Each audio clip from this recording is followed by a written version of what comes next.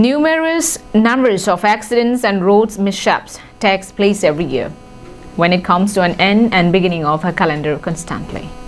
Hence, it is an utmost necessity to take proper precautions while on road. Fortunately, a medical dispensary, Phuloni Hospital, was close to the place where the incident occurred. Therefore, they were instantly rushed to Phuloni Hospital for their treatment. It was informed that the incident took place when the vehicle was returning from Dipu after dropping Karbi Anglong artists who attended Golden Jubilee celebration at Kironi, Langmipi.